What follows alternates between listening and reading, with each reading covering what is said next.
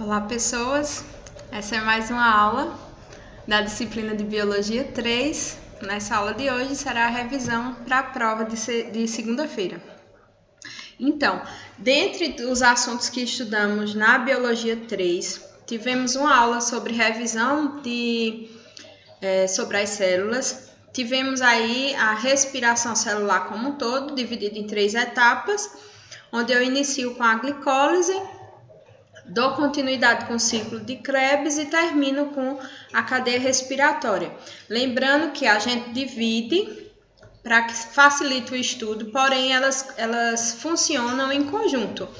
Como o nome diz, são ciclos. Então, quando o produto final de uma inicia o próximo ciclo e assim por diante. A respiração celular é o que nos mantém vivos, através da geração de energia, para executar as funções do nosso corpo, como respirar, raciocinar, fazer digestão, funcionamento do sistema imune. Tudo é necessário gasto energético. Até quando estamos dormindo, é necessário ter o gasto energético. Mas precisamos obter essa energia de alguma maneira. Nosso corpo ela sintetiza a própria energia e ela metaboliza alimentos para que ela possa usar no futuro. Porém, ela precisa de uma fonte nutritiva que vem através da nossa alimentação e da ingestão das substâncias inorgânicas, como os sais e a água. E as substâncias orgânicas que já temos no nosso organismo e que vêm também da alimentação. Então, na Biologia 3, a gente estuda basicamente o funcionamento, a fisiologia e a estrutura das células. Tudo acontece graças ao metabolismo celular, que executa tanto a quebra de nutrientes vindos da alimentação para transformar em reserva energética e para ser utilizado, para ser captada essa energia da quebra de ligações químicas através do metabolismo, pela composição química e estrutural dessa célula, pela nutrição, Ela nutre o nosso corpo, essa alimentação, e também vai todo esse metabolismo e funcionamento das células, que por fim vai resultar no metabolismo e funcionamento do nosso corpo, vai levar também para a nossa renovação celular, porque a gente sabe que nossas células têm um tempo de vida útil. Então, quando essas células chegam à velhice, vamos dizer, elas têm que ser substituídas por células novas, quem vai dar origem a essa célula nova é a célula vizinha. Então, essa célula que já está madura, sem funcionamento, será destruída e a célula vizinha vai dar vida a outra célula idêntica a ela, para que desempenhe as funções que a célula que foi eliminada executava. Então, a gente pode dizer que isso é a renovação celular e a renovação dos tecidos do nosso corpo. Assim acontece também quando existe agressão tecidual. Quando existe uma agressão de tecido, a gente está agredindo as células que compõem esse tecido. Quando a gente leva um corte, a gente está agredindo as células que compõem aquele tecido. Quando ocorre um CA, está agredindo as células que compõem aquele órgão. E de assim por diante, porque todo o nosso corpo é formado por células. Temos aqui a molécula básica. As moléculas são formadas por átomos. Os átomos e as moléculas constituem as células. Essas células constituem, a partir das stem cells, células-tronco, constituem nossos tecidos. Os tecidos constituem nossos órgãos e os órgãos fazem todo o sistema, Os órgãos são os sistemas que fazem o nosso corpo funcionar. Então, cada órgão vai participar de um sistema, ou órgãos juntos participam de sistemas, os quais a execução das células daquele órgão fazem o nosso corpo funcionar em perfeita harmonia. Então, a unidade básica do ser humano e de todo ser vivo é a célula. Então, quando a gente respira, quem está respirando são as células do nosso pulmão, são as trocas gasosas nos alvéolos pulmonares que acontecem graças às células que estão naquele lugar. Quando a gente faz digestão, quem executa essa digestão são as células do nosso corpo e de assim por diante. eu tenho vários tipos de célula e cada célula vai ter um formato e vai ter um nome, vai ter uma propriedade diferente a depender do lugar do corpo que ela está. E por que isso acontece? Porque as células, elas têm o formato de acordo com a função que elas executam. Então, se eu tenho células que precisam produzir uma quantidade alta de proteínas, essa célula terá mais ribossomos. Se eu tenho uma célula que precisa fazer mais trocas gasosas e obtenção de energia do que as outras, então eu terei células com alta quantidade de mitocôndrias e retículo endoplasmático rugoso, para que assim eu consiga desempenhar a função para que aquela célula foi criada. Essa nutrição celular e nutrição do nosso corpo é através da endocitose e através da exocitose. Lembrando também que quem executa essa geração de energia é o nosso metabolismo, através do catabolismo e do anabolismo. Então, a endocitose consiste na captação de partículas do ambiente, através dos pseudópodes, que seriam falsos bracinhos, e através da formação de vesículas, que vão passar pela membrana celular, lembrando que ela é seletivamente permeável, então ela seleciona quem ela deseja que entre e quem ela deseja que saia.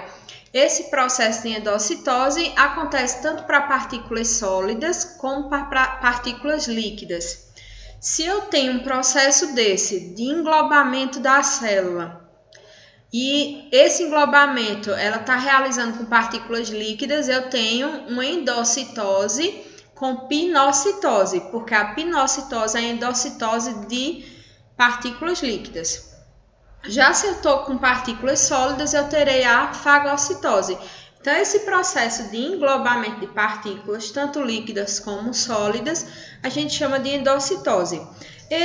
Endo já é dentro, E exo, como o nome sugere, já é fora. Então, a gente vai estar desprezando toxinas que não fazem bem para a célula através de vesículas. Para que essa célula funcione perfeitamente, e executa as funções de cada tecido, ela tem toda uma organização estrutural. Assim acontece com as células eucariontes, que são as células dos seres mais desenvolvidos, como os animais, nosso próprio organismo. E existem células unicelulares, que são compostos apenas de uma célula. Então, esses seres, como as bactérias, eles não possuem as organelas, que seriam como órgãos da célula. Já as células altamente desenvolvidas, elas possuem organelas, que vão se organizar estruturalmente e desempenhar as funções que a célula necessita. Então, cada uma vai ter sua função específica. Já na célula bacteriana, por exemplo, a bactéria é composta de uma única célula. Os fungos existem compostos por uma célula apenas e também existem os fungos multicelulares.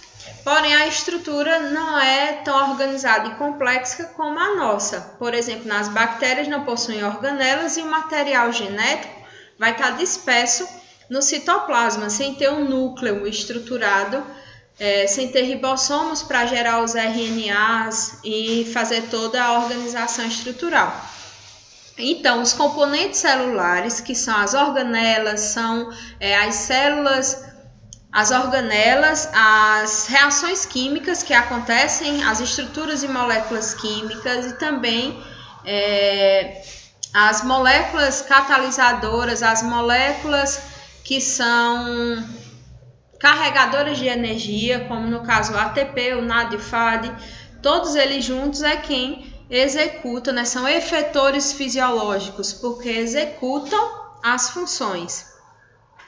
Então, que fazem parte dessa estrutura organizacional e funcional da célula, temos aí a membrana plasmática, lembrando que são das células eucariontes. Temos a membrana plasmática, que tem várias funções, lembrando que quando a gente inicia a respiração celular, que é quem mantém o nosso organismo vivo, ela só inicia porque a glicose passa pela membrana plasmática, pela membrana celular. Então, tudo inicia na membrana, aí vem o citoplasma, que é uma solução em sol, onde vai estar dispersa tanto o núcleo sendo protegido, como todas as outras organelas e reações químicas que ali acontecem. Terei os ácidos nucleicos, né, no núcleo, o DNA e o RNA, que vão comandar a célula. Temos as mitocôndrias, que vão ser responsáveis aí por duas etapas importantes da respiração celular, no caso o ciclo de Krebs e a cadeia respiratória, e lembrando que a glicólise acontece no citoplasma. Temos aí os retículos endoplasmáticos, tanto liso como rugoso. No liso a gente vai ter a desintoxicação de substâncias, teremos aí síntese de esteroides, de hormônios e de fosfolipídios, que é a composição básica da membrana. E no rugoso, ele recebe esse nome porque tem aderido nele, ele é contínuo ao liso, porém tem aderido a ele ribossomos. E a principal função dos ribossomos, que é outra organela, é gerar proteína. Então, o retículo endoplasmático rugoso tem a função de gerar proteínas, ou de mediar a síntese dessas proteínas. O complexo de Golgi faz o transporte dos produtos. Os lisossomos fazem a digestão tanto de invasores que possam penetrar na célula, como os vírus, como as bactérias, como também a digestão de nutrientes. Temos algumas células vão ter cílios e flagelos, que nos seres unicelulares vai servir para locomoção e captura de alimento, e tem também uma função na reprodução. Mas temos também aí cílios em algumas estruturas do nosso corpo, como nas trompas, como no pulmão, para facilitar aí, com proteção, e para facilitar também a absorção de nutrientes. Alguns vão ter fibras, que vão ser estruturas anexas um pouco mais curtas do que os cílios e os flagelos, e temos o citoesqueleto, que junto com o citoplasma e a membrana plasmática dão a estrutura dessa célula. Aqui temos um resumo sobre algumas das principais funções da membrana celular, dentre elas a atividade enzimática, sinalização celular, ligação com o citoesqueleto e a matriz extracelular, transporte, comunicação entre as células, no caso aí a ligação intracelular, que serve para receptores de uma célula, né, de membrana celular, vão se ligar a receptores de outra, ou a proteínas de outra célula, e acontece a comunicação celular e a troca também de nutrientes. Assim acontece também o reconhecimento celular. Quando uma célula quer reconhecer se ela tem um invasor ou uma célula própria, ela se liga através da membrana e dos receptores para que ela consiga identificar de onde vem essa outra célula. Na natureza química das células, temos a parte orgânica e a parte inorgânica. A parte orgânica é toda aquela que nosso corpo armazena, que nosso corpo processa e que ele consegue construir. Tudo que nosso corpo não consegue sintetizar passa a ser inorgânico. Então, para decorar fica facinho. Inorgânico a gente só tem água e sais. E orgânico a gente vai ter todo o resto, os ácidos nucleicos, carboidratos, lipídios, proteínas, vitaminas. Lembrando que para gerar energia a gente usa como principal fonte energética o carboidrato e os lipídios como a segunda fonte vinda da alimentação. Aí a gente tem as vias metabólicas, que é quem executa esse processo energético, quem começa esse processo energético. Então, serão várias reações químicas, onde eu terei quebra de nutrientes para armazenar, gerar energia através da quebra das ligações de pontos de hidrogênio ou de outras ligações, e vou ter aí formação de novas moléculas a partir das que a gente já tem no nosso organismo. Então, o metabolismo, ele leva nutrição, é ele que faz a nutrição, é ele que faz iniciar a respiração celular, é ele que faz síntese de novos produtos, e ele também ajuda no crescimento e autoconservação das células. Temos também aí uma questão de autoperpetuação, tanto para a reprodução como a adaptação do nosso corpo a diferentes lugares, ao clima. E também leva nossa informação aí genética. Em toda célula temos um núcleo, em cada núcleo teremos a informação genética que vai ser passada para todos os descendentes. E temos a autorregulação do organismo. Então, quando nosso organismo executa uma função, após essa função ele tem que regredir. Por exemplo, quando o nosso sistema imune é ativado, depois ele tem que voltar ao estado normal. Então, existe a autorregulação. Quando eu saio de um ambiente quente para um ambiente extremamente frio, meu corpo tem que se adaptar. Então, eu vou ter também aí uma autorregulação. Então, para tudo isso, quem executa são as células através do metabolismo celular, que quem executa são os efetores celulares, como a gente já viu. Dentre as funções, do metabolismo, a gente sabe que são um conjunto de reações químicas que ocorrem no organismo a fim de promover a satisfação das necessidades desse organismo, para manter a estrutura e para gerar energia. Então, as 4 funções principais do metabolismo são a obtenção de energia através da degradação de nutrientes ou através da formação, síntese de outros compostos que vão no futuro gerar uma energia, para converter moléculas de nutrientes. Para que nosso corpo absorva, eu terei que ter um fracionamento dessas moléculas para que eu consiga absorver. Reunir e organizar essa célula, porque as unidades fundamentais, como proteínas, ácidos nucleicos e outros componentes celulares, vão vir também e vão ser organizados a partir do metabolismo, além de sintetizar e degradar biomoléculas necessárias para a especialidade de cada célula. No metabolismo temos aí 2 vias metabólicas, o catabolismo e o anabolismo. No catabolismo, eu tenho uma parte do metabolismo responsável por quebrar moléculas mais complexas e transformá-las em moléculas menores, que sejam melhor trabalhadas, melhor absorvidas. Então, eu pego uma molécula inteira, uma molécula complexa, e vou fracionar essa molécula. Então, é como se eu tirasse pedaços, ingredientes dessa molécula, para que eu possa utilizar quando for necessário, gerando aí, toda vez que eu quebro ligações, eu tenho energia. Daí, a partir dessa energia, eu posso gerar moléculas energéticas, posso carregar e sintetizar moléculas energéticas.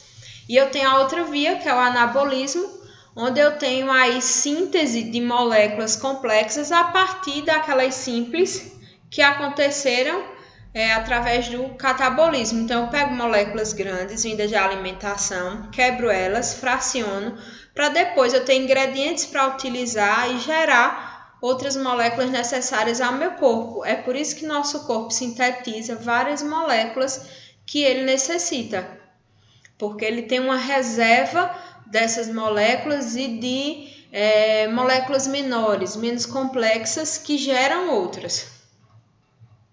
No caso, o catabolismo, a diferença básica é que ele quebra moléculas maiores, mais complexas e gera energia por conta das quebras de ligações da estrutura química. Já o anabolismo, ele faz ao contrário, ele sintetiza a partir do que ele já tem e ele gasta energia. Toda vez que eu executo uma função, quando eu estou criando, sintetizando, eu tenho gasto energético.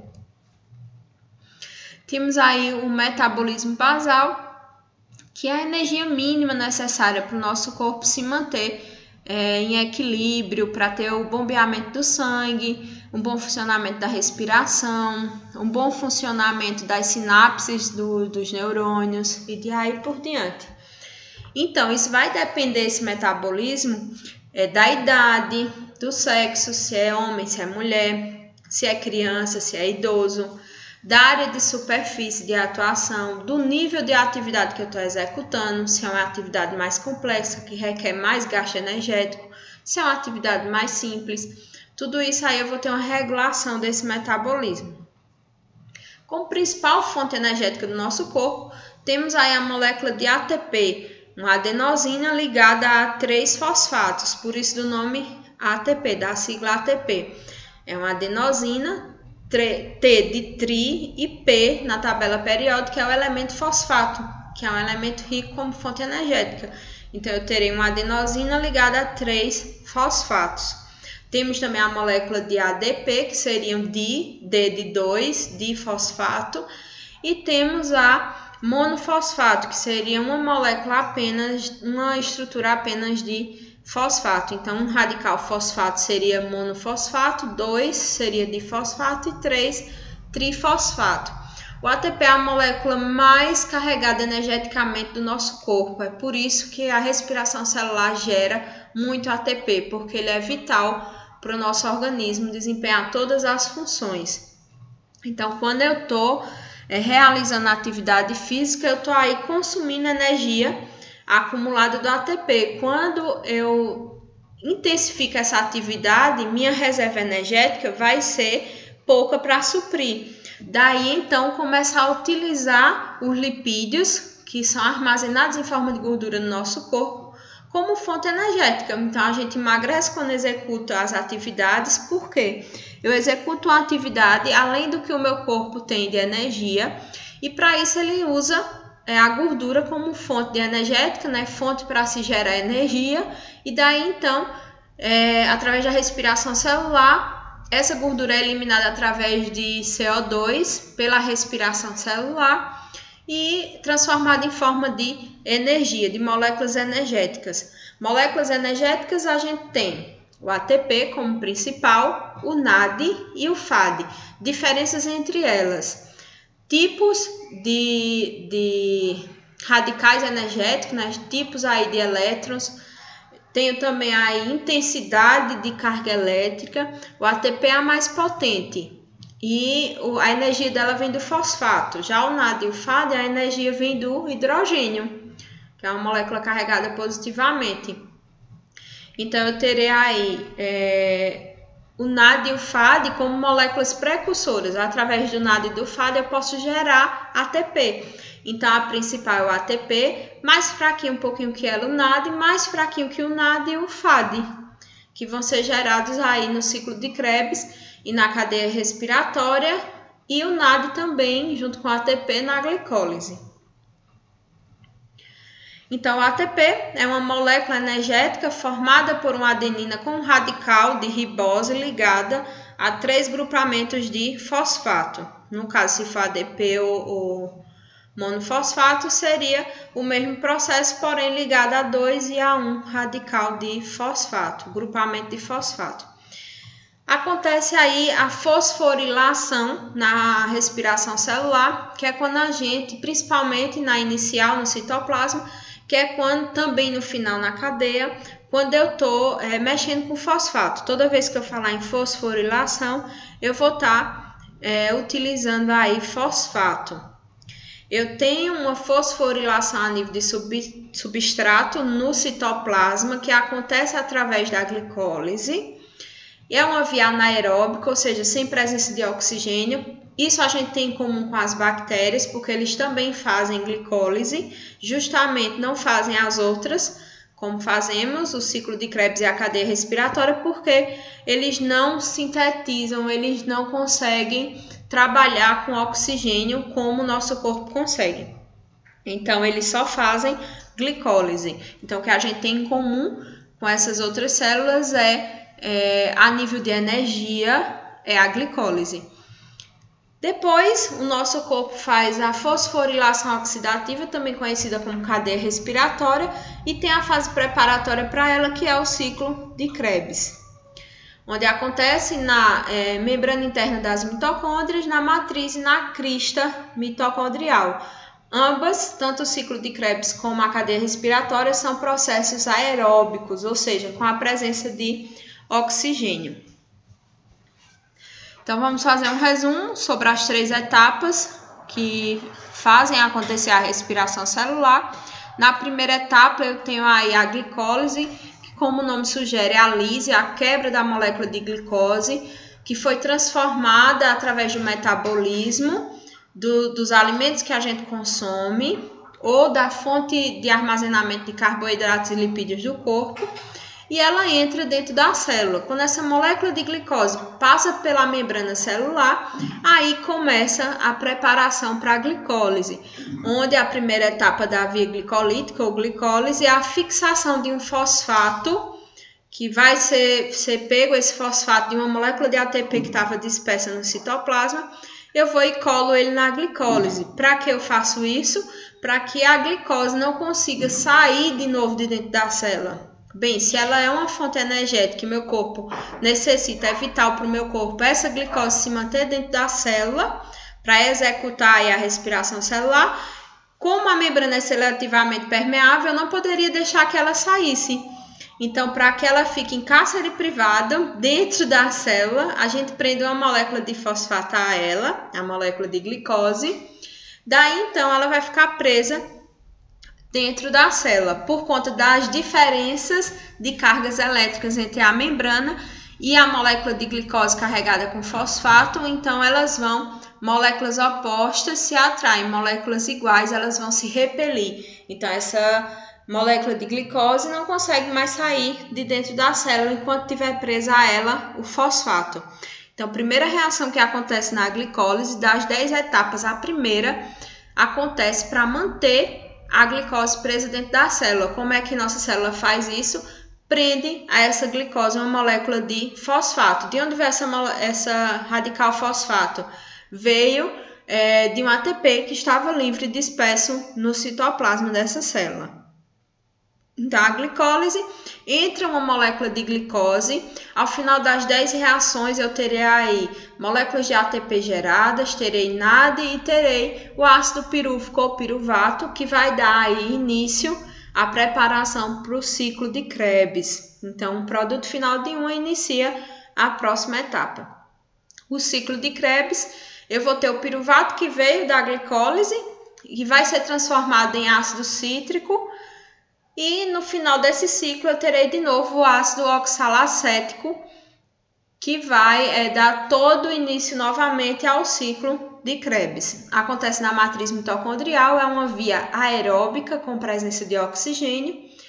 E pós ciclo de Krebs, temos aí NADs e FADs, além de ATPs, gás carbônico eliminado e presença de água. Os produtos finais desse ciclo de Krebs, como NAD, FAD, ATP, água, CO2, vão para a cadeia respiratória, onde lá, a partir de proteínas e de enzimas da ATP sintase, vão gerar, assim, energia suficiente para sintetizar ATPs. Então, uma molécula de NAD, ela consegue fornecer energia para a síntese de 3 ATPs. Uma molécula de FAD para 2 ATPs. Acontece nas cristas mitocondriais e é uma via também aeróbica. Aqui a gente tem um balanço, das 10 reações químicas que acontecem para que ocorra a via glicolítica, ou seja, quebra das pontes e liberação de hidrogênio que constituem essa molécula junto com os carbonos. Então, a molécula de glicose ela é composta de carbonos e hidrogênios que a gente vai utilizar para gerar energia. A primeira reação acontece a fosforilação da glicose, onde, lembrando, fosforilar, eu estou mexendo com fosfato. Quando eu digo que ocorreu fosforilação da glicose, eu estou dizendo que eu colei um fosfato na molécula de glicose. Quem faz isso para mim é a enzima chamada exocinase. Em algumas literaturas pode ser exoquinase. Então, se tiver quinase ou cinase, vai ocorrer aí o processo de fosforilação e gasto de ATP. A segunda, eu vou ter conversão através da enzima fosfoglicose isomerase. Quando eu tenho uma enzima isomerase, ela vai transformar um isômero em outro. E o que é um isômero? Algo muito parecido. Então, eu tenho uma molécula que tem a mesma composição da outra molécula, porém com uma estrutura diferente. É o caso da glicose e da frutose. Elas têm a mesma composição química, a mesma quantidade de carbonos, porém, eles são organizados de forma diferente. Então, é como se elas fossem primas, como fossem aí muito próximas uma da outra. Então, elas são isômeros. Na terceira reação, eu tenho conversão através da enzima fosfofrutossinase e eu tenho aí mais gasto de ATP. Então, essa fase a gente diz que é a fase preparatória, porque eu estou gastando energia. Eu estou usando aí o ATP para iniciar esse processo. Então, é a fase preparatória, onde eu gasto energia. Na quarta, eu tenho aí a quebra da molécula de glicose através da aldolase. Essa molécula é quebrada ao meio, onde eu gero aí dois compostos. Eu tenho conversão na quinta reação através da enzima triose fosfato isomerase, de novo fazendo um isômero em outro, convertendo um isômero em outro. Na sexta, eu tenho conversão através com a formação do gliceraldeído 3-fosfato pela fosfato desidrogenase, tem a formação de um NADH+, uma molécula energética carregada de hidrogênio que veio da quebra de ligações.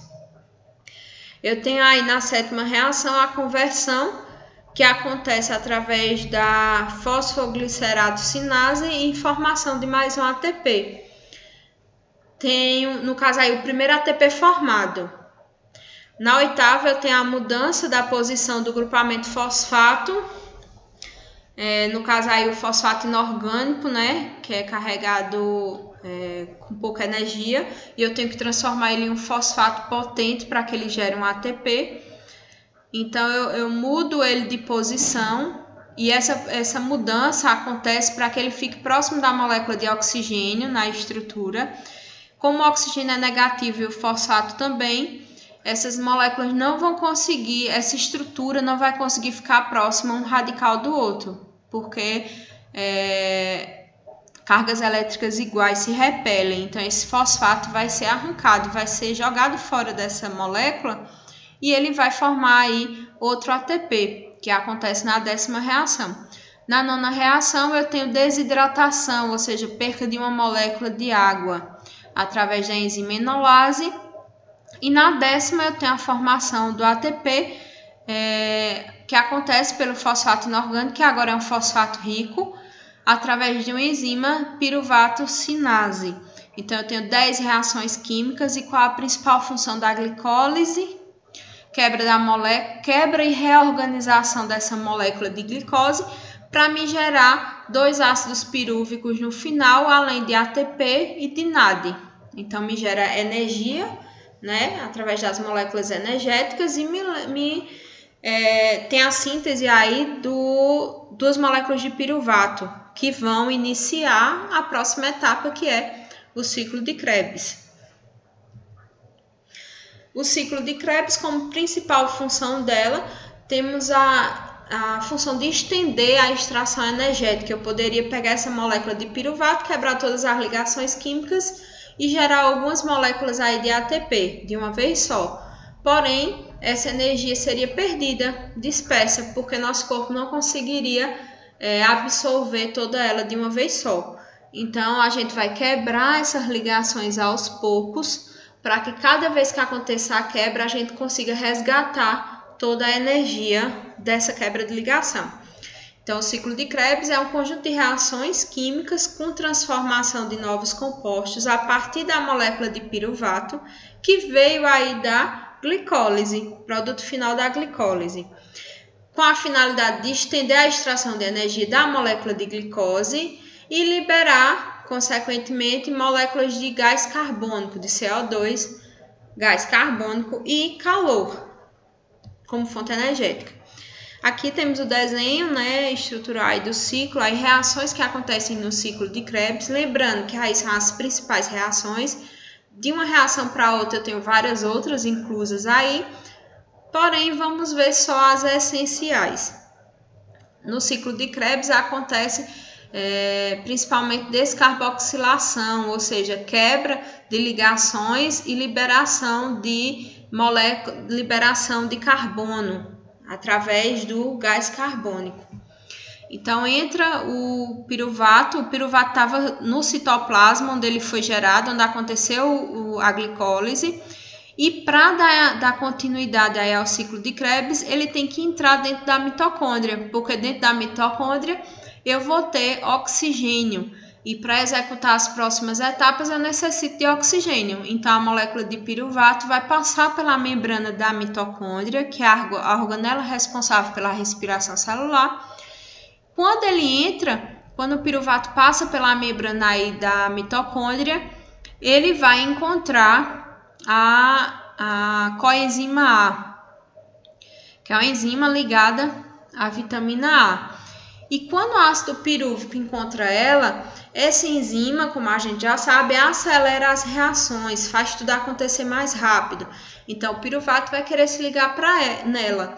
Só que para isso ele precisa liberar um carbono para que a coenzima A se ligue onde estava o carbono. Então, na hora que ele passa pela membrana da mitocôndria, ele vai quebrar uma ligação química. Eu tinha 3 carbonos do piruvato, liberei um, vou ficar com 2. Com essa quebra de ligação para liberar esse carbono em forma de gás carbônico, eu terei a energia para gerar uma molécula de NAD. Como é que essa molécula de NAD é gerada? Quando eu quebro uma ponte de ligação de hidrogênio, esse hidrogênio vai ficar livre. E quais são as moléculas que amam o hidrogênio? NAD e FAD. Então, na hora que a molécula de NAD descarregada vê a possibilidade aí de se encontrar com o NAD, ele já cola, de se encontrar com o hidrogênio, ela já cola no hidrogênio, virando NADH2. Então, se eu tenho o H na molécula de NAD, ela está carregada. Esse NAD depois vai participar da cadeia respiratória, vai entregar o hidrogênio, ele vai servir só para transportar esse hidrogênio. Quando chegar no processo final, ele entrega esse hidrogênio para gerar ATP e volta NAD, ou seja, molécula descarregada, para o citoplasma e para a mitocôndria de novo. Para quê? Executar todo esse processo de novo. Então, ele serve para transportar, ele armazena esse hidrogênio e leva para onde é necessário. Então, formei aí uma molécula de NAD, liberei um gás carbônico logo na entrada do piruvato na mitocôndria. Quando esse gás carbônico é liberado, eu abro um espaço para que a coenzima A se ligue. Na hora que a coenzima A se liga, eu vou ter, em vez de piruvato, acetilcoenzima A. Eu vou ter um ácido acético com acetil ligado a uma coenzima A. Então, eu tenho acetilcoenzima A. No final de todo o ciclo, eu tenho disperso aí na mitocôndria o ácido oxalacético, que tem 4 carbonos. E esse ácido oxalacético vai ter uma afinidade pela acetilcoenzima A, e essas duas moléculas vão se juntar. Quando elas se juntarem, eu tenho a liberação da coenzima A, porque ela já fez a função dela, que foi acelerar esse processo, e tenho aí uma molécula de água dispersa. Quando esses 2 carbonos do acetilcoenzima A se ligam aos 4 carbonos do ácido oxalacético, eu gero um novo composto, que é o ácido cítrico, que vai dar aí início ao ciclo de Krebs. Então, o ciclo de Krebs só inicia no ácido cítrico, por isso que ele também é conhecido em concurso, em algumas literaturas cai ciclo do ácido cítrico. Mesma coisa de ciclo de Krebs. Ele é assim chamado porque quem dá início ao ciclo de Krebs é o ácido cítrico. Então, toda essa fase da entrada do ácido pirúvico na mitocôndria até ele se juntar com o ácido oxalacético é uma fase de preparação para o ciclo de Krebs. Então, o ácido cítrico vai dar início aí realmente a esse ciclo.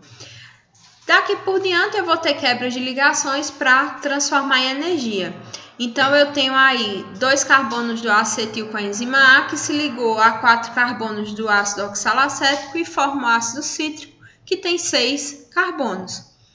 Então, ocorre a primeira quebra de ligação, onde eu tenho liberação aí de hidrogênio, formando outro NAD. Lembrando que essas reações acontecem em dobro, porque em vez de um ácido pirúvico eu tenho 2, que veio da glicólise. Aí eu tenho formação de NAD, liberação de mais um CO2 na forma de gás carbônico. Quando eu perco um CO2, em vez de ficar com 6, agora eu tenho 5. Quando eu tirei um gás carbônico, esse ácido não pode mais ser ácido cítrico, porque ele não tem 6 carbonos. Agora, com 5 carbonos, ele é ácido cetoglutárico. Tenho aí mais uma quebra de ligação, onde eu elimino mais um CO2, mais um gás carbônico e formo com essa quebra de ligação mais uma molécula de NAD, que no caso seriam 2, porque está acontecendo em dobro. E vou ter o ácido succínico. Daí por diante acontecem apenas conversões. Não acontece mais perca de carbonos. Então eu tenho aí liberação de energia do ácido succínico e vou ter liberação de água e vou ter formação de uma molécula de FAD, que funciona do mesmo jeito para confeccionar a molécula de NAD. Depois que acontece essa liberação de energia, o ácido succínico deixa de ser ácido succínico e vira ácido málico. Esse ácido málico vai se transformar depois em ácido oxalacético, que vai dar continuidade a tudo isso e vou ter a liberação de hidrogênio, que forma mais um NAD. Tudo isso acontece dentro da mitocôndria, na matriz mitocondrial. Temos agora aí moléculas energéticas suficientes para começar a cadeia respiratória. Então, aqui eu tenho um resumo do ciclo de Krebs, onde eu tenho a fase preparatória com piruvato, que veio da glicólise. Aí eu tenho formação de ácido acético, quando eu tiro um carbono do piruvato, ele se junta à coenzima A, virando acetilcoenzima A. O ácido acetil se liga ao oxalacético, libera a molécula de coenzima A, o radical de coenzima A, gerando o ácido cítrico, que aí dá início ao ciclo de Krebs. O ácido cítrico se transforma em cetoglutárico, em ácido succínico, em ácido málico, em ácido oxalacético, sucessivamente. Então, no ciclo de Krebs, eu tenho a fase de preparação, que é quando entra o ácido pirúvico e acontecem as conversões até eu ter ácido cítrico. Vou ter aí moléculas de NAD, terei 4 moléculas de NAD, que serão 8, porque a reação é em dobro. Terei uma de FAD, que serão 2, e terei uma de ATP, que serão 2. Todas essas moléculas seguem para fazer parte da cadeia respiratória, que vai pegar essa energia armazenada em forma de molécula energética e vai gerar ATP. Um saldo aí de mais ou menos 38 ATPs. Isso acontecendo várias e várias vezes no nosso corpo, com várias e várias células, todas as células do nosso corpo. Então, são muitos ATPs gerados, sendo 95%, na faixa de 95% de toda a energia do nosso corpo. Lembrando que a gente também faz fermentação, igual às bactérias, porém só quando é necessário, como via alternativa. A principal fonte energética da gente é respiração celular. A principal fonte energética das bactérias é fermentação. A cadeia respiratória também é chamada de fosforilação oxidativa ou cadeia transportadora de elétrons. A gente vai entender isso se a gente observar o desenho que mostra todo o processo da cadeia respiratória. Ela é cadeia transportadora de elétrons porque eu vou transportando os hidrogênios das moléculas de NAD/FAD até chegar à ATP sintase. Então, elas passam por proteínas, essa proteína capta a molécula de hidrogênio, libera a molécula de NAD/FAD descarregada, prende o hidrogênio para que depois ele passe pela ATP sintase. Porque ele só passa através da ATP sintase? Porque ele é apaixonado pelo oxigênio, que tem carga negativa, então ele vai ao encontro do oxigênio. O hidrogênio é positivo, quando ele sente a presença do oxigênio, ele quer estar junto para formar a molécula de água, então ele passa através da ATP sintase E quando ele passa através da ATP sintase, que é uma enzima produtora de ATP, ele gera energia suficiente para deixar os fosfatos inorgânicos que estão dispersos ricos em energia. Então, aí esse fosfato já pode se ligar à molécula de ADP, formando vários e vários ATPs. Então, os constituintes dessas reações, eu tenho NAD e FAD, que vieram lá, NAD, FAD e ATPs, que vieram do ciclo de Krebs. Tem o oxigênio, tem o citocromo C redutase, citocromo C oxidase, tem as ATP sintase, tem os produtos finais aí, que são vários e vários ATPs. E a cadeia respiratória, além de gerar ATPs, né? Quando os NADs e os FADs doam energia para gerar ATP, eles voltam para a glicólise ou voltam para a mitocôndria, né? Para a parte mais externa da mitocôndria, para que sejam carregados novamente, que transportem novamente os hidrogênios para fazer todo o processo novamente. Os ATPs produzidos vão ser liberados para tanto ser utilizado na mitocôndria, como para dar energia para a célula e para as outras reações que acontecem no nosso corpo. Uma molécula de NAD carregada, ela vai gerar energia suficiente para carregar 3 fosfatos inorgânicos e gerar assim 3 ATPs. Uma molécula de FAD gera energia suficiente para carregar 2 fosfatos inorgânicos, que vão gerar 2 moléculas de ATP. Essa é a nossa aula de revisão. Bom estudo a todos e obrigada!